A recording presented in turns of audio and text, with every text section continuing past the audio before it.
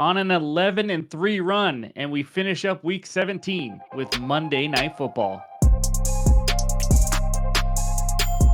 What's going on, everyone? Welcome back in to another episode for Just a Bet Outside. I am your host, Steven, and we're here to talk some more NFL football. That's right. What a great weekend again.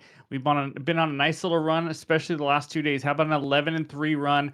Let's stay hot. Let's end week 17 with some winners. I got two more best bets for you for the Monday Night Football game, but we'll go over the full week 17 recap in just a little bit. And a quick reminder, NBA best bets video for Monday will be out after this video, just to kind of give you guys a heads up. But we got to announce who the Name That players. You guys did a lot better than we anticipated. So congrats to all you guys that guessed it right. But the week 17 game bets video, that player was DeAndre Hopkins. The Friday night player prop video was J.J. Watt. Someone said James Reddick. That was pretty good. Saturday NFL games video was Tyreek Hill. So congrats to those who got it right. But we're going to have another one. But before we do, you guys know, Outlier. Any graphics you see are from that app called Outlier. It's the best player prop research tool on the market today. I use it every single day. If you want to try it out, you got nothing to lose. Click the link below. You get a 7-day free trial. So, name that player time. Here we go. This NFL player was undrafted. He played for 3 teams. He made 2 Super Bowl appearances, and he's a Hall of Famer. Leave your comment below. Let me know what you guys think. In this video, we're going to recap week 17, and it was a beauty. And then we're going to preview and give our best bets for the Lions at 49ers, and then we'll finish it with the recap. So hit that like button if you haven't already. Leave a comment below to help this channel continue to grow. If you're new to the channel, hit that subscribe button. Come join this incredible community. Discord link is below, completely free to join. And of course, we're almost to 35,000 subscribers. So thank you guys for all the support every single day. But let's get into it, and that means it's recap time.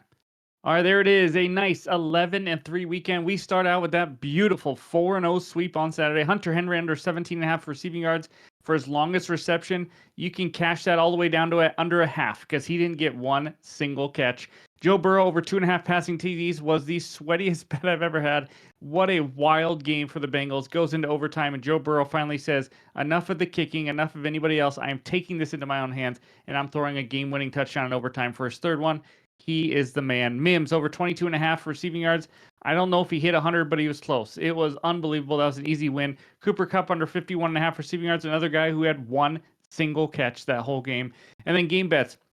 If you have not been watching our game bets video, which comes out before the player props video, you've been missing out because we are on a roll. 3-0. Bills team total over 27.5 cash. Eagles minus 6.5. Never a doubt. They didn't look great in the first quarter, but then they pulled away, won by 1 million. And then the Browns team total under 16.5. It's crazy to be not sweaty at all under 16.5, but that's what we were.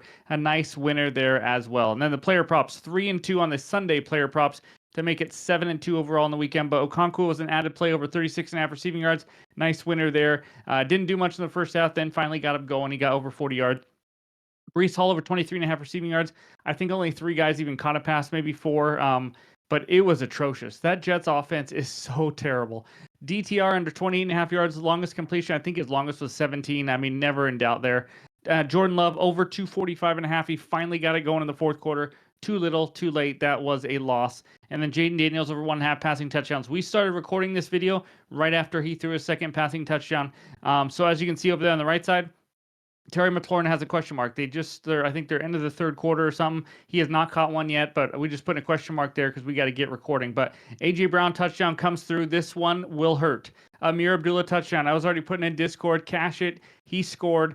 They do the review. He just falls short. They run him again. He doesn't get in. And there's another time later in the game he had a chance. He was close.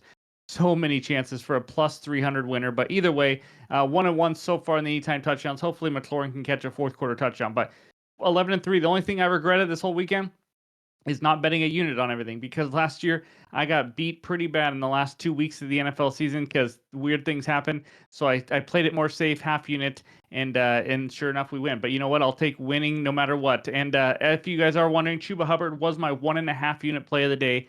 It did not. Obviously, it's not showing up on here because he got put in the IR. I would have absolutely loved that one. But either way, that's page 1. Let's check out page 2 now for the overall record.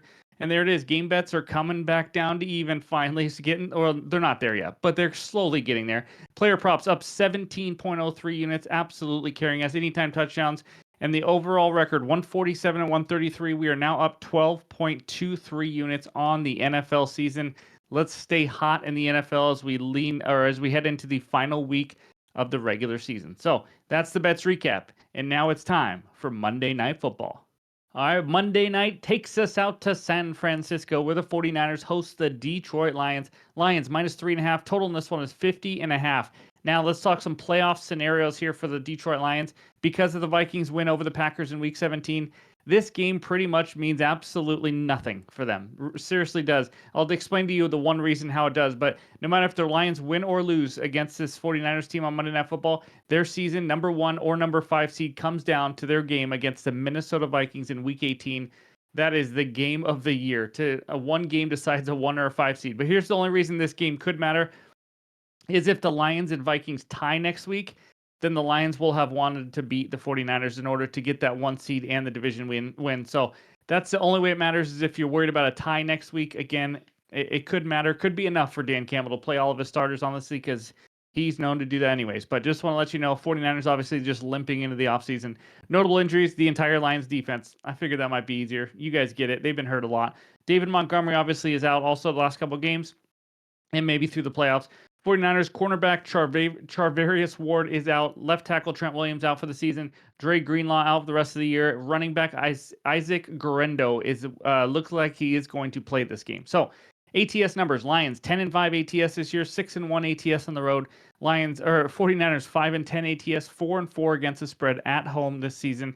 Both teams 8-7 to the over. Just real quick snippet of their offenses lately. 49ers scored 17 or less points in 5 of the last 6 games. The Lions, since their Week 5 bye, have never scored less than 23 points. The public is absolutely pounding the Lions in this one, as you can imagine. So I got 2 best bets. I'm going to go a half unit each. This is a tricky game because like what I said about the Lions. But first best bet, Mr. Brock Purdy, 250 plus pass yards, -120 on DraftKings for half unit.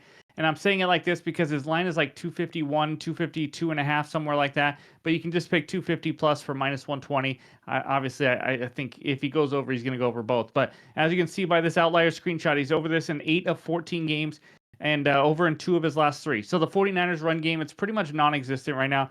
When you miss your stud left tackle, Trent Williams, and your top 2 running backs are out, that's kind of what happens. Purdy was the leading rusher last weekend for the San Francisco 49ers at 26 rush yards. Guerrero averaged 3.6 yards per carry versus the Rams 2 weeks ago. This will be a lot of passing because they're going to have to move the ball here. Purdy's pass attempts line, by the way, is set at 32.5. I almost liked it at like 30.5, 31.5. It's getting pretty high, but I still lean the over there. Matchup: Lions are leaking pass yards every week right now because of all the injuries, of course, but they were doing that anyways. Recent quarterbacks versus Detroit: Caleb Williams, 334. Josh Allen, 362. Jordan Love, 206, the only one to go under. Love looked terrible again today. Caleb Williams, again, 256. So 3 of the last 4 have gone under, including 2 by Caleb Williams.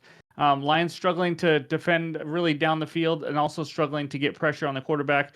Injuries have hurt that. But as you can see by this insight from Outlier, Purdy has gone over 251.5 pass yards in 8 of his last 9 games versus bottom 10 pass defenses, and the Lions are that. They've given up the 6th most passing yards per game. And then we got a game script. I mean, I'm expecting, if the Lions are going to play their starters, I'm expecting the Lions to play from ahead. We're going to see the 49ers throw a lot. And even if it's a close game, the 49ers are probably going to have to throw a lot anyways to get the ball down the field. So his pass attempts line is in the 30s for a reason. So overall, game script, matchup, everything solid. Lack of a running game should lead to more passing. I also like George Kittle. I also like Juwan Jennings over and to have big games in the passing game.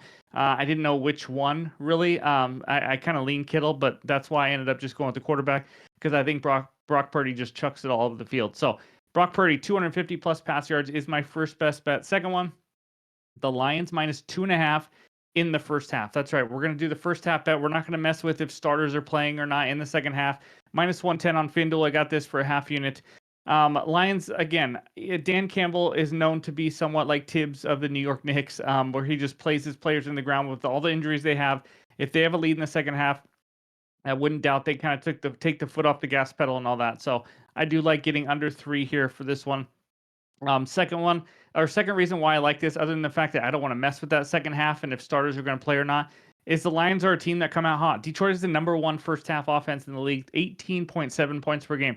Second place And the most points is Washington Commanders at 15-2. I mean, they're 3.5 points ahead of everyone in how many they score in the first half. 49ers, by the way, 17th in scoring at 11.5 points per game in the first half. Lions are the number one first half ATS team in the league, 12-3 against the spread in the first half. 49ers are 7-8. And then, of course, just the game in general. 49ers red zone struggles. It's been that way the entire season. We all thought they were going to bounce out of it, but they just haven't.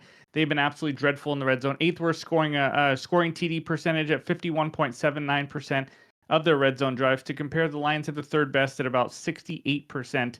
That's a big difference when one team can punch it in, another team keeps settling for field goals or trying to go for it on fourth down. So getting under a field goal, I like this one for a team that comes out hot. I think the Detroit Lions are going to win or going to lead by at least 3 points at halftime. So give me Detroit minus 2.5 in the first half and Brock Purdy 250 plus pass yards.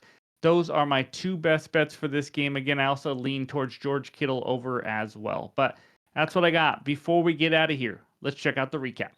Well, doesn't this look pretty? Give me Brock Purdy, 250 plus pass yards, minus 120 on DK for a half unit, and the Lions minus 2.5 in the first half for another half unit. Let's stay hot. Let's get two more winners on Monday Night Football. Again, if you haven't already, hit that like button. I appreciate the support during this entire NFL season as we are wrapping up the regular season now. But thanks again for watching. Hope everyone has a great Monday, and we'll talk to you soon.